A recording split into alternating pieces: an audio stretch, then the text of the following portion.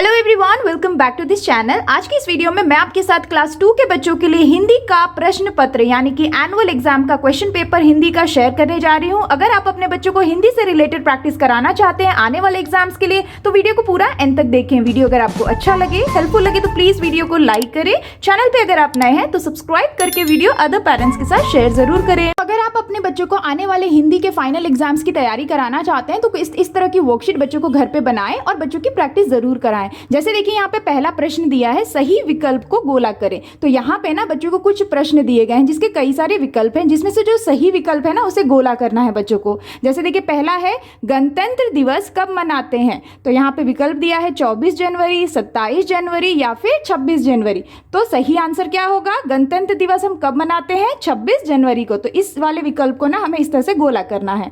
Next देखिए, श किन दो वर्णों से मिलकर बना है। जो ये श वर्ण है ये किन दो वर्णों को मिलाकर बनाया गया है। तो यहाँ पे कई सारे विकल्प हैं, तो इसमें से सही आंसर क्या है? जो ये वाला श है जिससे क्षत्रिय होता है, ये हम क जोड़ श जोड़ अ से बनता है ना। तो ये सही आंसर है, तो इसे हमें इस तरह से गोला करना होगा। नेक्स्ट, बोलते समय हमारे मुख से कुछ डैश निकलती हैं। तो जब हम बात करते हैं तो हमारे मुख से क्या निकलती हैं? यहाँ पे विकल्प दिया है ध्वनियाँ, वाक्य या शब्द। तो आंसर क्या है? जब हम बोलते हैं तो हमारे मुख से क्या निकलती हैं? ध्वनियाँ निकलती हैं यानी कि आवाज़ें निकलती हैं। तो यानी कि पहला वाला सही है, तो इसे हम गोला कर देंगे।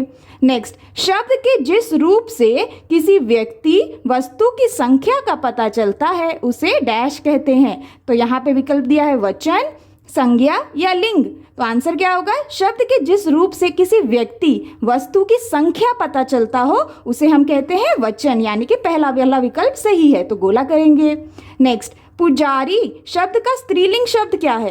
तो यहाँ पे पुजारी दिया है, इसका स्त्रीलिंग शब्द क्या होगा? तो यहाँ पे जो विकल्प दिया है ना इसमें जो सही तरीके से लिखा गया है उसे हमें गोला करना है। तो पुजारी का स्त्रीलिंग होता है पुजारिन। तो यहाँ पे तीनों में पुजारिन लिखा है, लेकिन सही तरीके से जो लिखा है उसे हमें गोला करना है। तो पुजारिन कैसे लिखेंगे? प के साथ छोटी उ की मात्रा और र के साथ छोटी ई की मात्रा, बन जाएगा पुजारिन। तो ये दूसरा वाला सही है, तो गोला करना है। तो इस तरह से ना बच्चों को चुनने के लिए, सही विकल्प चुनने के लिए दिया जाता है हिंदी में भी। आप इस तरह से वर्कशीट बना के बच्चों की प्रैक्टिस जरूर कराएं। अब ये है दूसरा प्रश्न, लिखा है खाली स्थान पर का, के या की लगाएं। तो यहाँ पे ना बच्चों को खाली स्थान पे शब्दों के साथ या फिर वाक्य को समझते हुए का, के या की को लगाना है। जैसे देखिए पहला है पापा डैश जूते। तो यहाँ पे क्या करेंगे? हम यूज का करेंगे, के करेंगे या की। तो पापा के जूते होगा, एक जूता नहीं है ना, एक से ज्यादा है, तो यहाँ पे होगा पापा के जूते, इस तरह से लिखना है। Next, mummy dash sari. तो मम्मी की साड़ी होगा, है ना, तो हम यहाँ लिख देंगे की साड़ी। नेक्स्ट, मुर्गी डैश अंडे। तो मुर्गी के अंडे होगा, क्योंकि एक से ज्यादा अंडे की बात की जा रही है ना, तो के अंडे। नेक्स्ट, रात डैश खाना। तो रात का खाना होता है, तो हम यहाँ लिखेंगे का। नेक्स्ट, गाड़ी डैश पहिए। तो गाड़ी के पहिए। तो इस तरह से ना बच्चों को समझाते हुए इस तरह की वर्कशीट भी बच्चों को जरूर दें। ऐसे भी बच्चों को ना लिखने के लिए, रिक्त स्थान भरने के लिए दिया जाता है। ये है तीसरा प्रश्न, यहाँ लिखा है सही शब्द पर टिक का निशान लगाएं। तो यहाँ पे ना कुछ वाक्य दिए गए हैं जिसके कुछ विकल्प हैं, जिसमें से जो सही शब्द वाला विकल्प है उसे बच्चे को टिक करना है। जैसे देखिए पहला वाक्य है, एक साल में 11 या 12 महीने होते हैं। तो एक साल में कितने महीने होते हैं? 12 महीने होते हैं ना, तो हम इसे टिक कर देंगे। नेक्स्ट, लिंग के 3 या 2 प्रकार होते हैं। तो लिंग कितने प्रकार का होता है? एक होता है स्त्रीलिंग और एक होता है पुल्लिंग, यानी कि 2 प्रकार के होते हैं, तो 2 को टिक करना है। नेक्स्ट, किसी भी व्यक्ति, वस्तु, स्थान या जीव के नाम को हम संज्ञा या वचन कहते हैं। तो किसी भी व्यक्ति, वस्तु, स्थान या जीव के नाम को हम क्या कहते हैं? संज्ञा कहते हैं, यानी कि संज्ञा सही है, तो इसे टिक कर देंगे। नेक्स्ट, उल्टे या समान शब्द को विलोम शब्द भी कहते हैं। तो हम किसको विलोम शब्द भी कहते हैं? उल्टे शब्द को, है ना, तो उल्टे को टिक करना है। नेक्स्ट, एक वर्ष में 366 या 365 दिन होते हैं। तो एक वर्ष में कितने दिन होते हैं? 365 दिन, है ना, तो इसको हम टिक कर देंगे। तो इस तरह से बच्चों को जो भी व्याकरण में पढ़ाया जाता है ना, कुछ इस तरह से वाक्य देते हुए बच्चों को टिक करने के लिए भी दिया जा सकता है। तो आप ऐसे भी बच्चों की प्रैक्टिस जरूर कराएं। ये है चौथा प्रश्न, यहाँ लिखा है चित्र पहचान कर नाम लिखें। तो यहाँ पे बच्चों को चित्र बना के दिए गए हैं जिसे बच्चों को पहचानना है कि उसे हम क्या कहते हैं और उनके नाम लिखने हैं दिए गए जगह पे। जैसे देखिए ये किसका चित्र है? इसे हम क्या कहते हैं? इसे हम कहते हैं छतरी। तो हम यहाँ लिखेंगे छतरी, इस तरह से। नेक्स्ट देखिए ये किसका चित्र है? ये है सूरज, तो हम यहाँ लिख देंगे सूरज, इस तरह से। नेक्स्ट देखिए ये क्या है, इसे हम कहते हैं नाव, तो नाव लिख देना है। नेक्स्ट ये क्या है, इसे हम कहते हैं टोपी, तो हम यहाँ लिख देंगे टोपी। तो इस तरह से ना बच्चों को कोई भी चित्र बना के दिया जा सकता है और उनके बच्चों को या तो मिलान करने के लिए या इस तरह से लिखने के लिए दिया जा सकता है। तो आप दोनों ही तरीके से बच्चों की प्रैक्टिस जरूर कराएं। अब ये है 5वां प्रश्न दिया गया है, दिए गए शब्दों के विलोम शब्द पर गोला करें। तो यहाँ पे ना बच्चों को शब्द दिए गए, इसके बच्चों को विलोम शब्द पर ना गोला करना है, सही विलोम शब्द पर। जैसे देखिए पहला है सुबह, सुबह का विलोम क्या होगा, भला या शाम, तो सुबह का विलोम शब्द होता है शाम, तो हम इसे इस तरह से गोला कर देंगे। नेक्स्ट है दिन, दिन का विलोम शब्द क्या होता है, उजाला या रात, तो दिन का उल्टा यानी कि विलोम शब्द होता है रात, तो इसे हम गोला कर देंगे। नेक्स्ट है कठोर, कठोर का उल्टा शब्द क्या होगा, कोमल या हंसना, तो कठोर यानी कि सख्त, तो सख्त का या कठोर का जो उल्टा शब्द होगा वो होगा कोमल, तो इसको हम इस तरह से गोला कर देंगे। नेक्स्ट है नया, नया का विलोम शब्द क्या होगा, बाहर या पुराना, तो नया का उल्टा या विलोम शब्द होता है पुराना, तो हम इसे गोला कर देंगे। नेक्स्ट कड़वा, कड़वा का विलोम क्या होता है, मीठा या तीखा, तो कड़वा का विलोम होता है मीठा, तो हम इसे गोला कर देंगे। तो इस तरह से विलोम शब्द को लिखने के लिए इस तरह से बच्चों को गोला करने के लिए दिया जा सकता है। आप दोनों ही तरीके से बच्चों की प्रैक्टिस जरूर कराएं। अब ये है 6ठा प्रश्न, यहाँ लिखा है संयुक्त अक्षर से बनने वाले शब्द लिखें। तो यहाँ पे जो अक्षर दिए गए हैं संयुक्त अक्षर, उससे बनने वाले दो शब्द बच्चों को लिखने हैं। जैसे देखिए पहला संयुक्त अक्षर है यहाँ पे च, तो इससे हम कौन से 2 शब्द बना सकते हैं, जैसे देखिए बच्चा, बच्चा एक हो गया ना, इसमें संयुक्त अक्षर का प्रयोग हुआ है, तो ये हो गया बच्चा।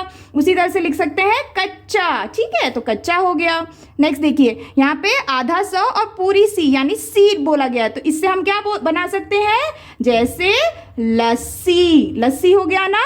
उसी तरह से रस्सी, रस्सी भी इसी संयुक्त अक्षर को मिला के बनता है। नेक्स्ट देखिए यहाँ पे बा है, तो हम क्या लिख सकते हैं, जैसे डिब्बा, डिब्बा हो गया। उसी तरह से गुब्बारा, तो इसमें भी हमने संयुक्त अक्षर का प्रयोग किया है। तो ये ना बच्चों को जरूर पढ़ाया जाता है और इस तरह के क्वेश्चन यानी कि इस तरह के प्रश्न बच्चों को जरूर पूछे जाते हैं। तो आप इस तरह से ना बच्चों को घर पे प्रैक्टिस जरूर कराएं। उसी तरह से 7वां प्रश्न है वचन बदलकर वाक्य दोबारा लिखें। तो यहाँ पे बच्चों को कुछ वाक्य दिए गए हैं जिनके वचनों को बदलना है और वाक्यों को बच्चों को दोबारा लिखने के लिए कहा है। तो जैसे देखिए पहला देखते हैं, लड़का आम खाता है। तो इसको अगर हम वचनों को बदल के वाक्यों को दोबारा लिखेंगे तो कैसे लिखेंगे, लड़का है ना, तो लड़का एक वचन है, एक से ज्यादा को हम क्या बोलेंगे, लड़के बोलेंगे। तो हम यहाँ लिखेंगे लड़के आम, खाता का हो जाएगा खाते हैं, क्योंकि एक से ज्यादा है ना, लड़के आम खाते हैं, इस तरह से। उसी तरह से देखिए नेक्स्ट वाक्य है बिल्ली दौड़ रही है। तो यहाँ पे बिल्ली है एक वचन यानी कि एक ही बिल्ली है, तो अगर एक से ज्यादा होंगी तो क्या बोलेंगे हम बहुवचन में, बिल्लियां। तो हम यहाँ पे ना छोटी की मात्रा का प्रयोग करेंगे, बिल्लियां दौड़ रही हैं, इस तरह से। उसी तरह से नेक्स्ट है हलवाई मिठाई बना रहा है। तो इसको हम कैसे दोबारा लिखेंगे वचन बदल के, हलवाई मिठाई का हो जाएगा मिठाइयाँ के साथ चंद्र बिंदु डालेंगे तो हो जाएगा मिठाइयाँ बना रहा है, इस तरह से लिखना है। उसी तरह से नेक्स्ट है मछलियां तैर रही हैं। तो देखिए मछलियां यानी एक से ज्यादा मछली, अगर इसे हम वचन को बदल के लिखेंगे तो मछलियां हैं तो इसको हम लिख देंगे मछली, है ना। तो मछली में बड़ी की मात्रा मछली तैर रही है, इस तरह से। तो इस तरह से ना बच्चों को वचनों को बदल के लिखने के लिए पूरे वाक्य को या फिर शब्द दिए जाएंगे जिनके सिर्फ वचनों को बदल के लिखने के लिए दिए जा सकते हैं। तो आप इस तरह से बच्चों को वचन से रिलेटेड बच्चों की हिंदी में प्रैक्टिस जरूर कराएं। ये है 8वां प्रश्न, यहाँ लिखा है निम्नलिखित शब्दों को उनके अर्थ के साथ मिलाएं। तो यहाँ पे ना बच्चों को शब्द दिए गए हैं, उनके अर्थ बच्चों को दूसरे तरफ दिया गया है, तो बच्चों को ना उनके सही अर्थ वाले शब्दों के साथ इन शब्दों को मिलाना है। तो जैसे देखिए पहला है नन्ही। तो नन्ही का मतलब यानी कि अर्थ क्या होता है, नन्ही का मतलब होता है छोटी। तो हम इस शब्द को इसके अर्थ के साथ मिला देंगे। नेक्स्ट देखिए झट। झट का मतलब होता है तुरंत या फिर जल्दी, है ना, तो इसके साथ हम मिला देंगे। नेक्स्ट देखिए वृक्ष। वृक्ष का मतलब होता है, अर्थ होता है पेड़, तो पेड़ के साथ मिलाएंगे। नेक्स्ट है उदास। उदास का क्या मतलब होता है दुखी, यानी कि उदास का अर्थ हो जाएगा दुखी। उसी तरह से नेक्स्ट है पक्षी।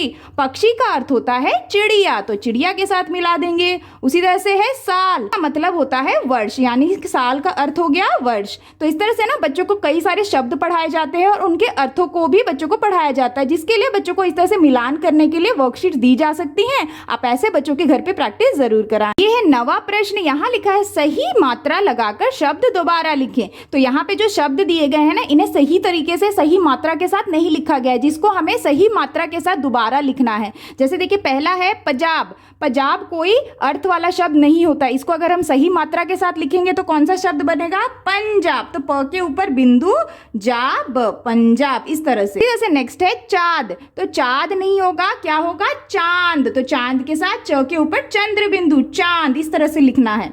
उसी तरह से ये देखिए कटरी। कटरी कोई शब्द नहीं होता, इसको अगर हम सही मात्रा के साथ लिखेंगे तो होगा कटोरी, ट के साथ ओ की मात्रा और री, कटोरी, इस तरह से। नेक्स्ट देखिए नकर। नकर नहीं होगा, नौकर होगा, तो हम लिख देंगे नौकर, न के साथ ओ की मात्रा और कर, नौकर, इस तरह से। उसी तरह से देखिए यहाँ पे है चढ़िया। चढ़िया नहीं होता है, क्या होता है? चिड़िया। तो च के साथ छोटी की मात्रा, ड़ के साथ छोटी की मात्रा और या, चिड़िया, इस तरह से लिखेंगे।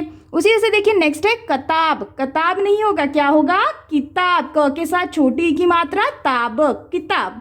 उसी तरह से नेक्स्ट देखिए सैनिक। सैनिक नहीं होता है, सैनिक होता है, तो स के साथ हमें ए की मात्रा लगाना है, सैनिक। तो इस तरह से ना बच्चों को कुछ शब्द दिए जाएंगे जिसमें ना मात्राओं को नहीं दिया जाएगा, बच्चों को सही मात्रा लगा के उन्हें दोबारा लिखने के लिए दिया जाता है। तो आप इस तरह से ना बच्चों को घर पे प्रैक्टिस जरूर कराएं। इसी तरह से 10वां प्रश्न है दिए गए वाक्यों में संज्ञा शब्द के नीचे रेखा खींचे। तो यहाँ पे बच्चों को कुछ वाक्य दिए गए हैं जिसमें से बच्चों को संज्ञा वाला जो शब्द है उसे पहचानना है और उसके नीचे रेखा खींचनी है। जैसे देखिए पहला वाक्य देखते हैं, मैं ताजमहल घूमने गया। तो इस पूरे वाक्य में कौन सा संज्ञा वाला शब्द है?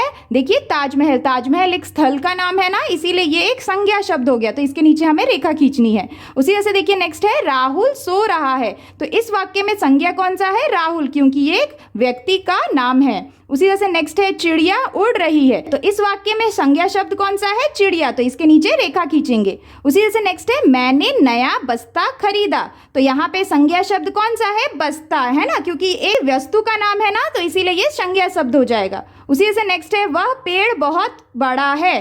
तो इस पूरे वाक्य में कौन सा संज्ञा शब्द है? पेड़, तो यहाँ पे इसे रेखा खींच देना है। तो इस तरह से ना बच्चों को संज्ञा को पहचानने के लिए बच्चों को दिया जा सकता है या तो गोला करने के लिए या इस तरह से रेखा खींचने के लिए। तो आप दोनों ही तरीके से बच्चों की प्रैक्टिस जरूर कराएं। ये है 11वां प्रश्न। यहाँ लिखा है हिंदी अंक लिखो। तो यहाँ पे बच्चों को अंक दिए गए हैं जिनको बच्चों को हिंदी में लिखना और शब्दों में लिखना दोनों ही सिखाया जाता है। जिससे बच्चों को यहाँ पे अंक दिए गए ना उसे हिंदी में लिखना है। तो जैसे देखिए यहाँ पे है एक, तो एक हम कैसे लिखते हैं? हम कुछ इस तरह से लिखते हैं एक। उसी से देखिए नेक्स्ट है 9। तो 9 हम कैसे लिखते हैं? ऐसे। उसी से नेक्स्ट है 6।